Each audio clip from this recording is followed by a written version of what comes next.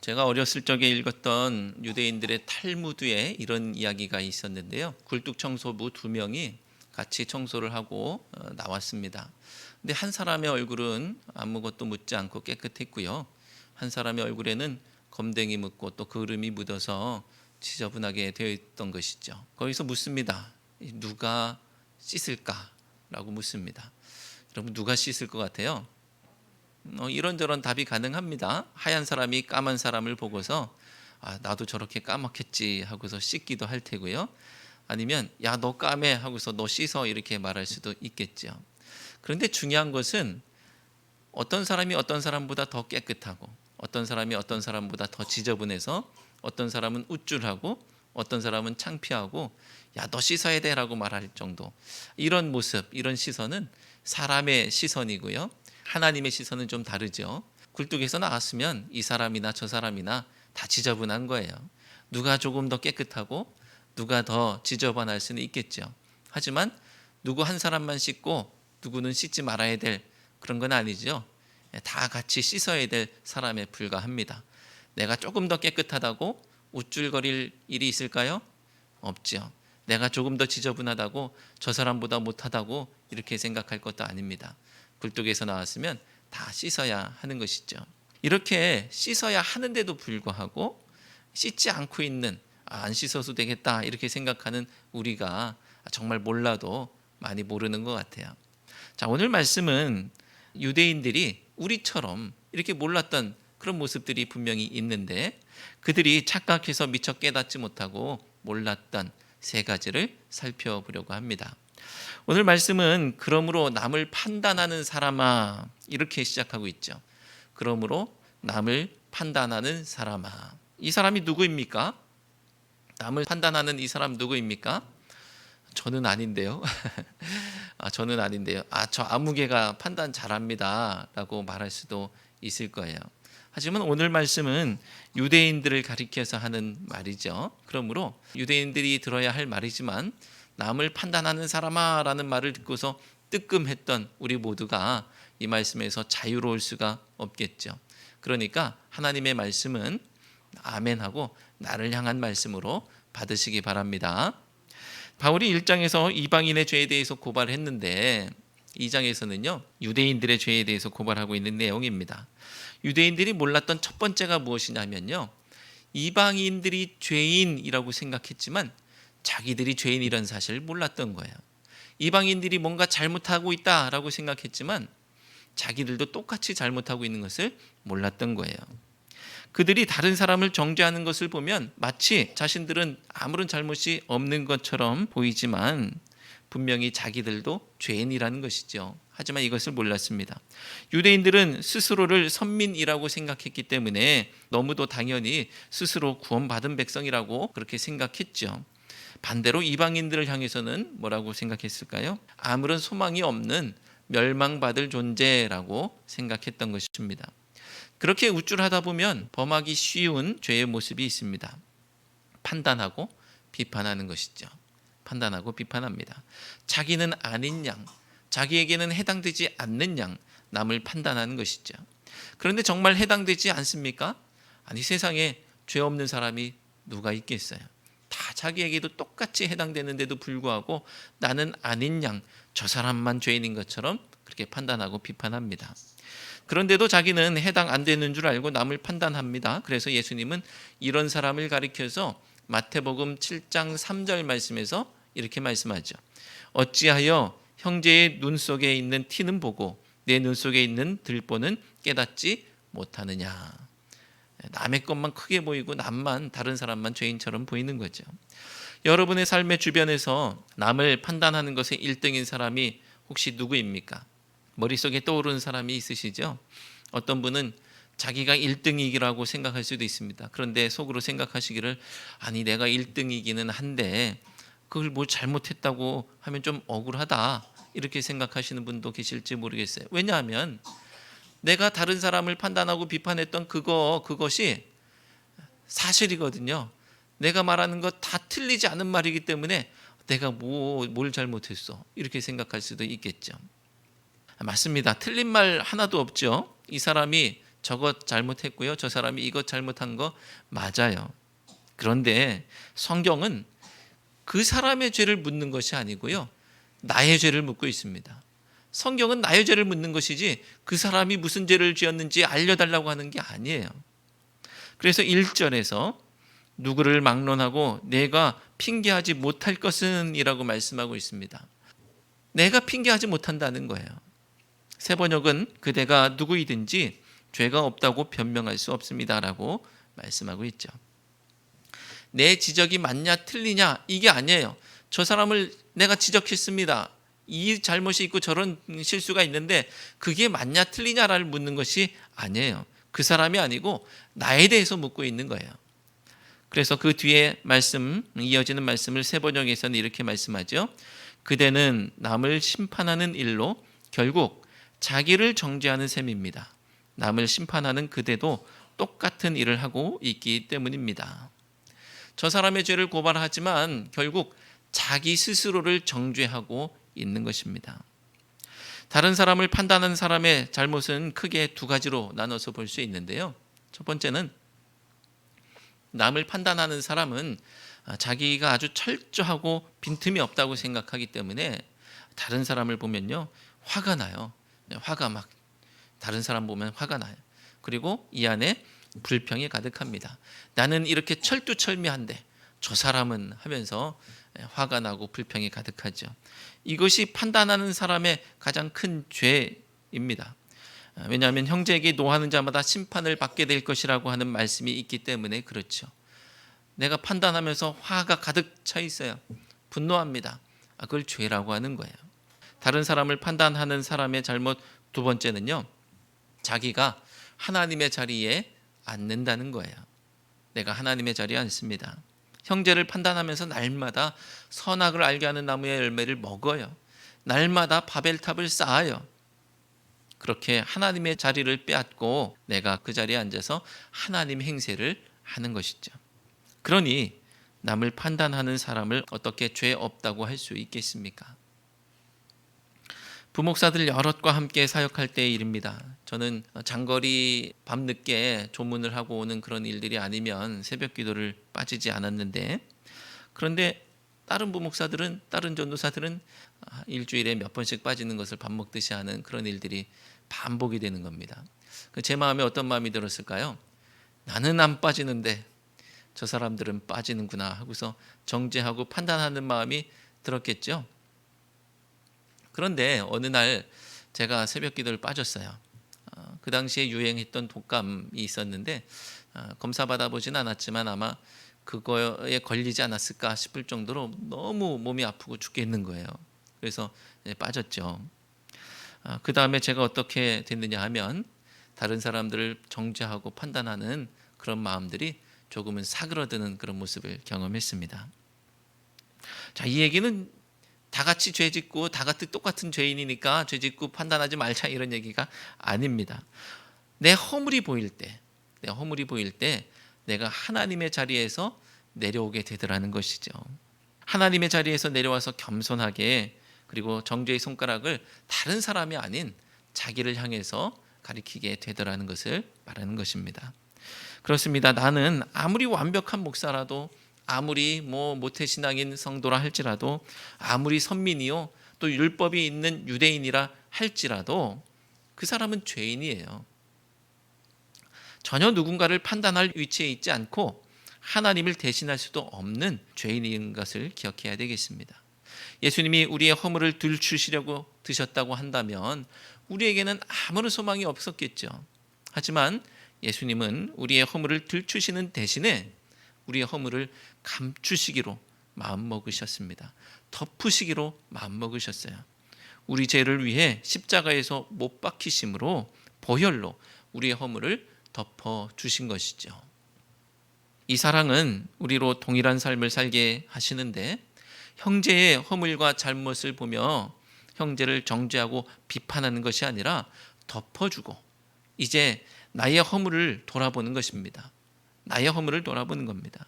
이런 예수님의 마음이 우리의 모두의 마음이 되시기를 주님의 이름으로 축원합니다. 유대인들이 몰랐던 두 번째는 하나님께서 참고 계시더라는 것이죠. 유대인들은 하나님께서 지금 인내로 참고 계시다라는 사실을 몰랐어요. 4절 말씀을 함께 읽겠습니다. 4절. 혹 내가 하나님의 인자하심이 너를 인도하여 회개하게 하심을 알지 못하여 그의 인자하심과 용납하심과 길이 참으심이 풍성함을 멸시하느냐. 아멘. 우리는 모두 예수 그리스도의 은혜 안에서 구원받은 하나님의 자녀인 줄로 믿습니다. 여러분들이 구원받았을 때에 여러분의 구원의 근거가 나 자신에게 있는 분들 계십니까? 내가 주일 예배를 한 번도 안 빠져서 구원받았다. 내가 헌금을 무지막지하게 해서 구원받았다. 내가 이렇게 저렇게 섬겨서 그 섬김과 봉사와 헌신으로 구원받았다. 이런 분이 계시다면 그 사람의 구원의 근거는 자기에게 있을 거예요. 그런데 우리의 구원의 근거는 오직 하나님밖에 없는 줄로 믿습니다. 나 때문에 내가 무엇을 해서 구원받는 게 아니고요. 하나님께서 나를 구원하셨기에 내가 구원받는 거예요. 나에게는 사랑할 만한 아무런 근거가 없음에도 불구하고 나를 사랑해 주셨고, 나에게는 내세울 아무것도 없었음에도 불구하고 예수님께서 나를 위해서 십자가 보혈을 흘리시고 그 보혈을 나의 의로 삼으셔서 나를 구원해 주셨습니다. 오직 하나님께서 구원하신 것이죠. 만약 이 사실을 망각한다면 우리는 우쭐하게 되겠죠. 나에게 뭔가 있으니까, 내가 뭔가 특별하니까 구원하셨겠지. 나는 대단하니까 구원하셨겠지. 이런 생각을 할 수밖에 없을 거예요. 나는 선민이니까, 나에게는 율법이 있으니까, 특별하니까 구원받았겠지. 이렇게 생각하면 감사도 사라집니다. 십자가는 당연한 것이 되는 것이고요. 감사할 이유가 되지 않는 거예요. 예수님의 피 흘림과 희생하신 것은 당연한 것이지 감사가 되지 않게 되겠죠. 오늘 말씀은 이와 비슷한 맥락에 있는 거예요. 이 세상에 죄악이 만연할 때 하나님은 심판하시겠다라고 마음 먹으실 거예요. 노아의 홍수 때 그랬고 바벨탑 때도 그랬을 테고요. 그리고 소돔과 고모라 때, 이스라엘 그리고 유다의 멸망의 때 그랬습니다. 하지만 하나님의 심판은 죄악이 무르익었을 때이지 그냥 한 번 실수했다고, 한 번 잘못했다고 그냥 단칼에 자르시는 그런 모습은 아니었다는 거예요. 그러니까 죄악이 무르익는 그 길고 긴 시간 사람들은 착각하게 되겠죠. 아, 나 이래도 괜찮구나. 나 이래도 상관없구나라고 착각하게 되겠죠. 내가 하는 일들에 문제가 없구나라고 생각하고, 하나님도 별거 아니네, 내가 이렇게까지 했는데도 아무 일도 없네 라고 생각합니다. 이 얼마나 어리석은 일입니까? 하나님이 능력이 없으심도 아니고 하나님 의가 없으심도 아니고 그저 사랑으로 더 구원하시기 위해서 회개하도록 오래 참으시는 것임에도 불구하고 오히려 이들은 인자하심, 용납하심, 길이 참으심을 멸시하고 있는 거예요. 5절 말씀을 함께 읽겠습니다. 다만 내 고집과 회개하지 아니한 마음을 따라 진노의 날 곧 하나님의 의로우신 심판이 나타나는 그날에 임할 진노를 내게 쌓는도다. 아멘. 심판이 무르익고 있다는 이야기입니다. 그때가 되면 정말 큰일 난다는 이야기예요. 유대인들은 선민 사상에 빠져서 하나님께서 참고 계시다는 것을 망각하고 있어요. 주의 인자하심, 용납하심, 길이 참으심을 내가 잘해서라고 생각하고 있는 거예요. 그렇게 주의 인내하심을 멸시하고 진노를 쌓아나가고 있습니다. 사랑하는 성도 여러분, 평안의 때라도 내가 하나님 앞에 바로 서 있는지를 돌아보시기를 바랍니다. 만약 내가 내 고집을 꺾지 않고 회개하지 않는다면 내가 도무지 감당할 수 없는 진노가 나를 짓누를 것이라는 사실을 기억하시기 바랍니다. 하지만 하나님께서 참고 계시다는 사실을 기억하고 주님 앞에서 나를 돌아보고 회개한다면 하나님은 의로우시고 미쁘셔서 우리를 그 죄악에서 건지실 줄로 믿습니다. 오늘도 참된 회개로 하나님 앞에 나아가는 우리 모두가 되시기를 주님의 이름으로 축원합니다. 유대인들이 몰랐던 세 번째, 그것은 하나님은 외모로 사람을 취하지 않으신다라는 것입니다. 하나님은 외모로 사람을 취하지 않으십니다. 유대인들이 하나님께서 자기들에게 인하고 계시다는 사실을 깨닫지 못했던 이유는 자기들이 가지고 있었던 율법 때문이었죠. 뭔가 특별한 것이 자기들에게 있다고 생각했기 때문에 스스로를 근본적으로 우월한 존재로 여겼던 거예요. 특별한 것을 가지고 있을 때 그것과 자기를 동일시하는 우를 범하기가 쉽습니다. 이것이 마치 명품에 대한 심리인 것이죠. 그것을 내가 가지고 있으면 나도 그 정도 레벨이 되는 것 같은 그런 심리로 뭔가 부족할 때 더 그것을 추구하게 되겠죠. 나는 보잘것없는데 내가 가지고 있는 그것 때문에 우쭐하게 됩니다. 거기에서 그치면 상관이 없는데 그것을 가지고 있지 않은 사람들에 대해서 열등하게 여기고 정죄하는 더 큰 우를 범하게 되는 것이죠. 그럴 때 그가 가지고 있는 이 특별한 것이 그 의미가 퇴색되게 되어 있습니다. 유대인들이 가지고 있던 율법은 정말 특별한 것이었죠. 야, 하나님께서 우리를 이렇게 특별하게 생각하시는구나 라고 생각하기에 충분할 만한 것이었습니다. 그래서일까요? 유대인들은 이방인들을 멸시하고 스스로를 우월하게 여겼죠. 성경을 보면 이 문제는 유대인들 자신만 모르는 것 같아요. 성경의 기자들이 지적하지만 자아도취에 빠져서 마치 거울 속에 있는 율법이 나하고 똑같은, 내가 거울 속에 있는 이 율법과 같은 것처럼 나르시즘에 빠져서 점점 하나님도 어쩔 수 없는 존재가 되어 있는 것을 보게 됩니다. 그런데 아이러니하게도 이방인에 대해 우월감을 가지고 있던 이 유대인들은 그들이 이방인을 멸시했던 그것처럼 유대인들은 아리안 민족 우월주의에 빠져 있었던 독일의 나치에 의해서 수백만이 학살을 당하게 됩니다.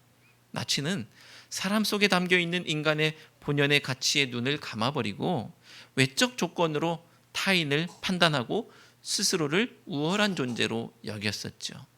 똑같은 일을 반복하고 오히려 유대인들에게 그렇게 범했던 것입니다. 유대인들도 이와 비슷한 생각을 하고 있었던 것이죠. 이것은 다만 유대인들의 문제나 나치의 문제가 아니고 인류 모두의 문제인 것이죠. 외모로 평가하고 외모로 판단하고 외모로 정죄하고 그리고 외모로 나는 구원받았겠지라고 생각합니다. 하지만 성경은 분명히 말씀하고 있죠. 11절 말씀을 함께 읽겠습니다. 11절 이는 하나님께서 외모로 사람을 취하지 아니하심이라. 아멘. 그 사람이 가지고 있는 외적 조건이 그의 구원의 조건이 되지 않는다는 말씀이에요.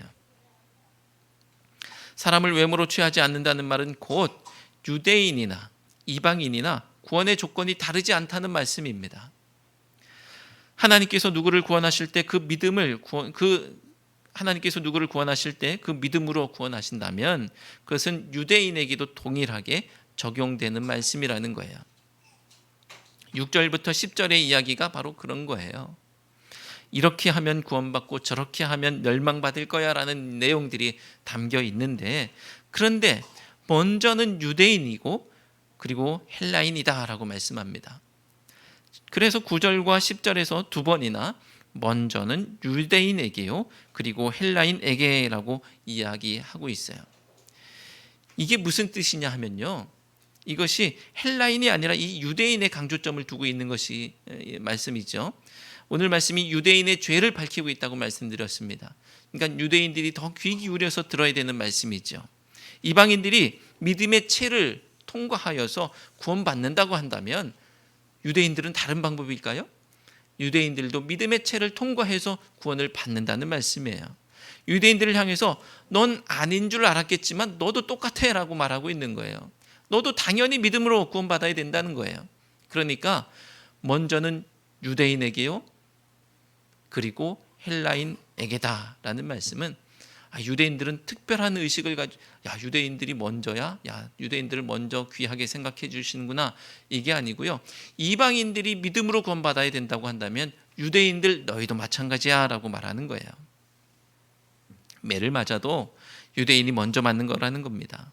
이 얘기는 유대인이 예외라는 것이 아니고요, 율법이 있다고 해서 너무나 당연하게 심판의 대상이 안 된다는 것이 아니고요, 죄인이 심판의 대상이 된다고 한다면 먼저는 유대인이 먼저 심판받을 거야라고 말하고 있는 것입니다.